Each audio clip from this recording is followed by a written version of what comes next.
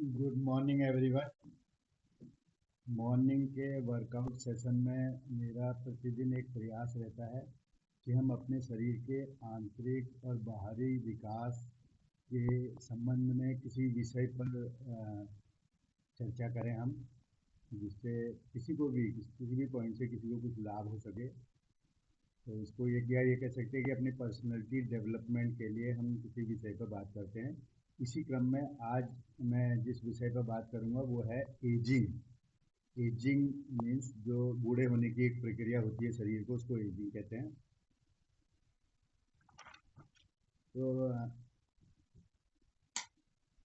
Ageing से तात्पर्य उम्र बढ़ने की प्रक्रिया से है, जिसमें शारीरिक और मानसिक क्षमताएं समय के साथ धीरे धीरे कम होती जाती हैं।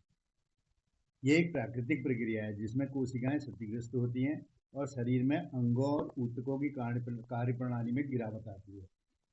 कोशिकाएं थोड़ा सा हिंदी में कठिन लगता है, तो वो हम लोग चलती भाषा में सेल्स जिसे बोलते हैं, ऊतक होते हैं, टिश्यूज, जिससे बीमारियों और अंततः बन जाता है।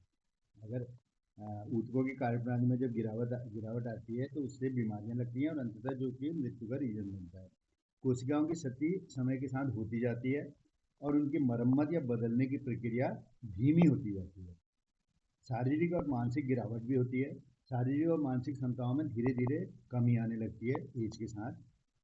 इसके विशिष्ट लक्षण क्या है कि झुर्रियों वाली त्वचा दिखने लगती है, सफ़ेद बाल हो जाते हैं, चेहरे पे आंखों के नीचे काले धब्बे दिखने लगते हैं। और ये जो इसके कुछ बाहरी लक्षण हैं एज बढ़ने के, इसके आंतरिक प्रभाव क्या होते हैं? ये प्रक्रिया शरीर के आंतरिक अंगों और ऊतकों को भी प्रभावित करती है धीरे धीरे। अब यह है कि एजिंग जो है घड़ी की सुइयों की तरह नहीं चलती कि एक निश्चित क्रम में चल के एज बढ़ती जाएगी, जो शरीर पर एज तो बढ़ेगी लेकिन शरीर पर जो अपना असर दिखाएगी। तो ageing does not work as clock. ये हमारे खुद के हाथ पे भी होता है। We can slow down our ageing process by 80% plus 20% formula. अगर हम 80% प्लस 20% फार्मूला अपने शरीर के लिए यूज कर रहे हैं, उस पर काम कर रहे हैं, तो इससे हम अपनी वृद्ध होने की, शरीर के बूढ़ा दिखने की जो प्रक्रिया है उसको थोड़ा स्लो कर सकते हैं। और कई चीज़ें ऐसे हैं जैसे वर्तमान में जो हम कर रहे हैं उससे हमारा भविष्य निर्धारित होता है। Choices of present decides our future. अगर आज के दिन में हमारा रूटीन क्या है जीने का, उससे बहुत कुछ हमारा भविष्य। अगर आज हम अच्छा रूटीन है, अच्छा खान पान है, अच्छी एक्सरसाइज करें, शरीर का ध्यान रखें, तो भविष्य उतना ही अच्छा होगा, शरीर हमारा उतना अच्छा रहेगा भविष्य में। अब वैसे अगर हम कहें व्हाट इज एजिंग, तो एजिंग जो है gradual wear and tear of the body है, जो कि समय के साथ जो शरीर की टूट फूट होती जाती है थोड़ा, उसको एजिंग कह सकते हैं हम। And what things fasten ageing, क्या चीज़ें जो हैं बूढ़े होने की प्रक्रिया को तेज करती हैं, किन चीज़ों की वजह से हम जल्दी बूढ़े दिखने लगते हैं, बड़े बूढ़े होने लगते हैं। वो हैं, सबसे पहला तो है पुअर डाइट। अगर हमारा खान पान सही नहीं है, हम डाइट पर ध्यान नहीं दे रहे हैं, तो ये बहुत बड़ा रीज़न है। उसके अलावा लैक ऑफ मूवमेंट है। अगर हम शरीर में हरकत कुछ नहीं कर रहे हैं, एक्टिवनेस नहीं है, ज़्यादातर लेजीनेस में रहते हैं। स्ट्रेस एंड पुअर स्लीप भी है, जो हमारा तनाव है और सोना जो अगर हमारा प्रॉपर नहीं है, या फिर या तो कम घंटे सोते हैं या प्रॉपरली सो नहीं पाते हैं। ये क्योंकि स्ट्रेस होता है, तनाव होता है, उसमें भी आदमी नहीं सो पाता। कई बार आदमी आजकल मोबाइल इन चीज़ों के पीछे, या अपने थोड़ा सा खराब रूटीन ही कहेंगे उसके पीछे, सोने के घंटे काफ़ी कम कर लेता है। स्मोकिंग एंड अल्कोहल तो हर तरह से नुकसानदायक है ही है। किसी भी शरीर की जब हम बात करेंगे, किसी भी शरीर के रखरखाव के संबंध में, स्मोकिंग एंड अल्कोहल हर जगह नेगेटिव सेंस में बात की जाएगी कि ये नहीं लेना है। इसके अलावा शरीर के जो बाहरी रखरखाव है, आंखों में काले गड्ढे वगैरह दिखाई देते हैं, वो हैं पॉल्यूशन से। एंड उससे हमें बचना है, पॉल्यूशन और सन एक्सपोजर से बचना है।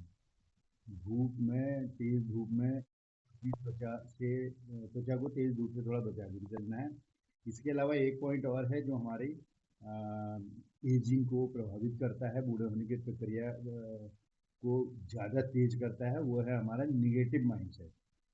चीज़ों के प्रति हमारी निगेटिव मानसिकता, नकारात्मक मानसिकता जो होती है ना, कोई भी आदमी किसी चीज़ में वो तो अच्छा ही देखता है या बुरा ही देखता है। हर चीज़ के बुरे और अच्छे पक्ष होते हैं। कई लोगों के हैबिट में होता है कि उसके बुरे पक्षों को देखते हैं, कई लोगों का होता है कि अच्छे पक्ष देखते हैं। तो नेगेटिव मानसिकता भी बहुत ज़बरदस्त तरीके से प्रभावित करती है। अब हम बात करेंगे how to slow down ageing. Ageing को, वृद्ध होने की प्रक्रिया को किन पॉइंट्स पे काम करके हम थोड़ा स्लो कर सकते हैं। रोक तो नहीं सकते हैं, थोड़ा स्लो अवश्य कर सकते हैं। सबसे पहला है ईट फॉर लॉन्गेविटी, यानी कि लंबी उम्र के लिए हमें खाना है। लंबी उम्र को ध्यान में रखते हुए खाना है। स्वाद के लिए कम खाना है, जिसमें कि प्रोटीन का ध्यान रखना है, फाइबर का ध्यान रखना है, हेल्दी फैट्स का ध्यान रखना है, एंटीऑक्सीडेंट्स का ध्यान रखना है। तो हमें फ्रूट्स खाने हैं, वेजिटेबल्स खानी है, और हर्बल लाइफ का शेक बहुत इसमें अच्छा काम करता है। नाश्ते की जगह में जो हम शेक लेते हैं, एफ्रेश एनर्जी ड्रिंक लेना है, जिसमें हमें एलो और सिंपली प्रोबायोटिक मिला के लेना है। इसके अलावा दूसरा पॉइंट हम कह सकते हैं, डेली जो है एक्टिव रहिए आप लोग, स्टे एक्टिव डेली। और एक्सरसाइजेज स्लोज मसल्स लॉस। अगर जो भी हम एक्सरसाइजेज करते हैं मॉर्निंग में, जो वर्कआउट कर रहे हैं, इससे मसल लॉस कम होता है। और it also improves heart health and boost hormones. जो है दिल की जो हेल्थ, जो हार्ट की जो हमारी हेल्थ है, उसको भी इम्प्रूव करता है और हार्मोन्स को बढ़ाता है। हार्मोन जो है क्या काम करते हैं शरीर में, एक अंग से दूसरे अंग की तरफ संदेश वाहक की तरह काम करते हैं। और भी कई तरह के इनके यूज हैं। नेक्स्ट पॉइंट है, हमें प्राथमिकता किसको देनी है, अपने सोने को देनी है। नींद को पूरी प्राथमिकता देनी है, क्योंकि नींद की प्रोसेस, नींद के समय बॉडी शरीर की रिकवरी करती है। इस तरह का सिस्टम बना हुआ है कि नींद के समय हमारे शरीर की रिकवरी की प्रोसेस होती है। और 7 से 8 घंटे की नींद बहुत ज़रूरी है, वो भी क्वालिटी स्लीप। ऐसा नहीं कि 7 से 8 घंटे आप सोए हैं, उसमें बीच बीच में नींद खुल रही है, कभी उठ रहे हैं, कभी लेट रहे हैं। एक अच्छी नींद 7 से 8 घंटे की होनी चाहिए। और स्लीप, या ये कह सकते हैं कि sleep is bodies natural anti ageing medicine है, जो वृद्ध होने की प्रक्रिया को रोकने वाली प्राकृतिक एक दवा का काम करती है हमारी नींद। अगला पॉइंट है, स्ट्रेस मैनेजमेंट पे हमें काम करना है। स्ट्रेस मैनेजमेंट, तनाव हमें कम हो, इसके लिए मेडिटेशन बहुत अच्छी चीज़ है। मेडिटेशन के दौरान हम मन को एकदम शांत करते हैं, ये जिससे तनाव के मैनेजमेंट में काफ़ी मदद मिलती है। उसके अलावा ग्रेटिट्यूड हमें अपने अंदर डेवलप करना है। कृतज्ञता का भाव होना चाहिए किसी के भी प्रति, ईश्वर के प्रति, पारिवारिक सदस्यों के प्रति, सामाजिक सदस्यों के प्रति। जिससे भी हमें लगता है कि भाई कुछ ने कुछ भी हमारे लिए ज़िंदगी के लिए अच्छा किया है, उसके प्रति कृतज्ञता का भाव भी होना चाहिए। इसके अलावा हमें अपनी सांसों पे काम करना होता है, सांसों के ऊपर गहराई से बैठ के। ये भी एक स्ट्रेस मैनेजमेंट के जो उपाय है उसी में आता है। इसके नेक्स्ट पॉइंट है, हाइड्रेट वेल, यानी कि पानी खूब पीते रहिए, पानी पीजिए, साथ में एफ्रेश पीजिए। ये हमारे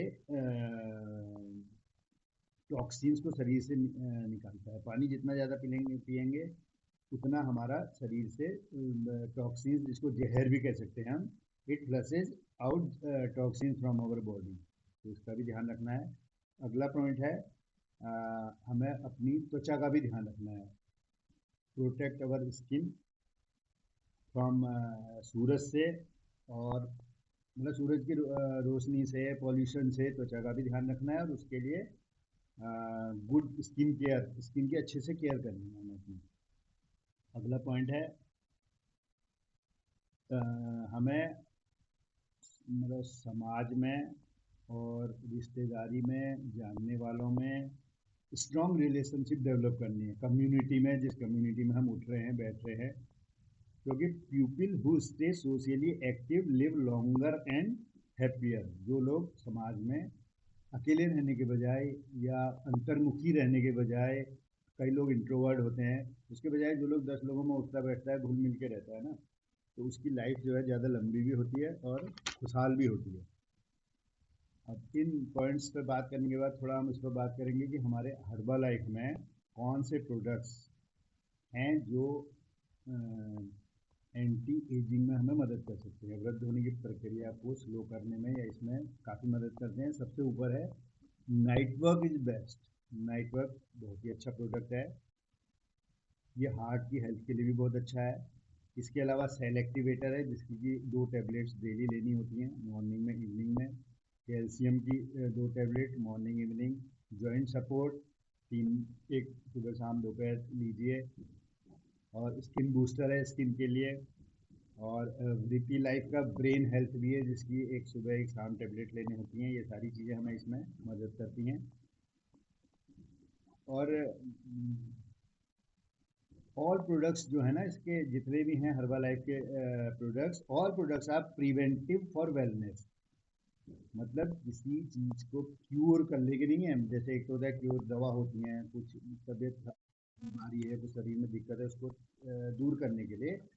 और एक होता है प्रिवेंटिव, पहले से हम जो चीज़ कर लेंगे उससे वो चीज़ होगी नहीं, जो कष्ट आना है वो आएगा ही नहीं, तो वो हो गया प्रिवेंटिव।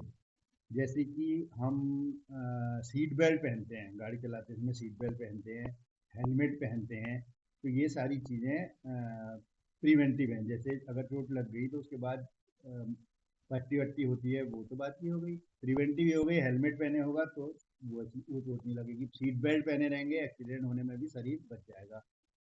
तो उसी तरह से जो भी हमारे हर्बल लाइफ के प्रोडक्ट्स हैं वो भी प्रिवेंटिव फॉर वेलनेस है।